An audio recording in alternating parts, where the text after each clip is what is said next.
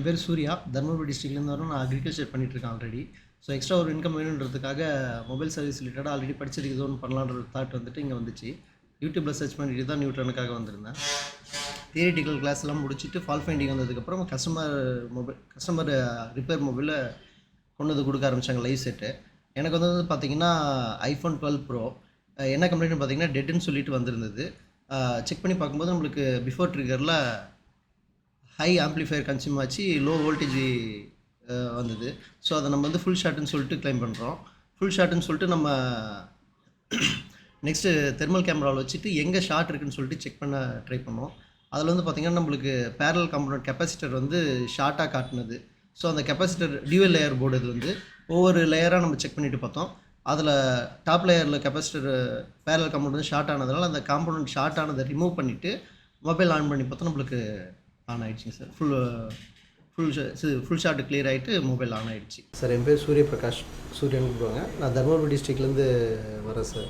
இல்லை சார், ஃப்ரெஷ்ஷாக தான் அக்ரிகல்ச்சர் பண்ணிகிட்டு இருந்தேன். ஜாபில் இருந்தேன். ஜாப்லேருந்து லீவ் ஆகிட்டு அக்ரிகல்ச்சருக்காக வீட்டுக்கு போயிருந்தேன். ஸோ அக்ரிகல்ச்சர் ஒன்றும் நம்மளுக்கு சாட்டிஸ்ஃபைடாக இல்லாததுனால செகண்டரியாக ஏதாச்சும் பார்க்கலாம் போது இந்த தாட் வந்துச்சு.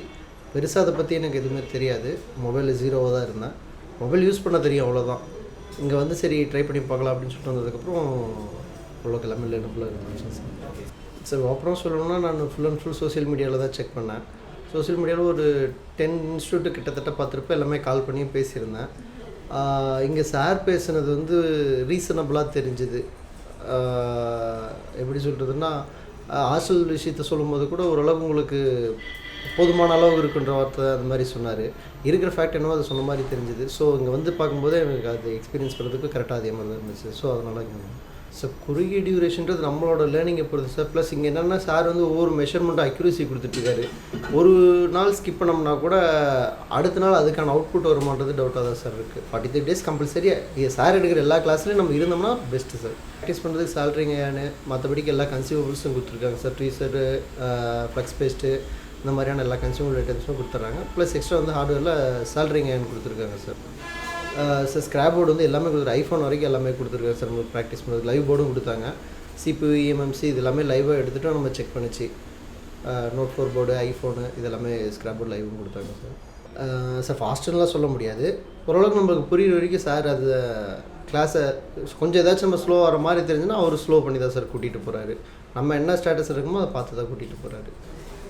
ஸோ அது எங்களுக்கு ஆப்டாக தான் இருக்குது. ஸோ ஃபால் ஃபைண்டிங் பொறுத்த வரைக்கும் லைவ் கொடுப்பாங்கன்னா, லைவ்னா ஏதோ 1-2 கொடுப்பாங்க, அதை பண்ணுன்ற மாதிரி இருந்துச்சு. கஸ்டமர் செட்டு கொண்டு வந்து கொடுத்து ஒவ்வொருத்தரையும் உட்கார வச்சு ரிப்பேர் பார்த்தது கொஞ்சம் அது எல்லாருக்குமே எக்ஸ்பீரியன்ஸாக இருந்தது. ஒருத்தர் மட்டும் இல்லாமல் ஒவ்வொரு கம்ப்ளைண்ட் ஒவ்வொருத்தர் பார்க்கும்போது நம்ம பார்த்துட்டு லைவ் எக்ஸ்பீரியன்ஸ் பண்ணும்போது கொஞ்சம் சாட்டிஸ்ஃபைடாக இருந்தது சார்.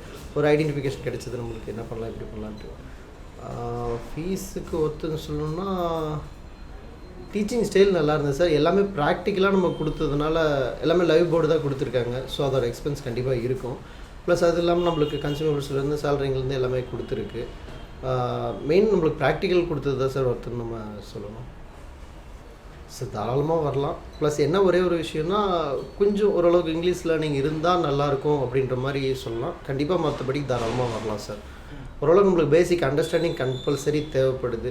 ஸோ நம்ம தியரிட்டி கிளாஸ் போகும்போதும் ஒன்றும் இல்லை, +2 வரைக்கும் படித்தது தான். ஃபிசிக்ஸில் பேசிக்காக ஓரளவுக்கு தெரிஞ்சிருந்தால் இன்னும் கொஞ்சம் ஈஸியாக இருக்குங்க. இல்லைனா நம்மளுக்கு அண்டர்ஸ்டாண்ட் பண்ணிக்கிறது கொஞ்சம் டிலே ஆகும் மேபி, என்னோடய அசம்ஷன்.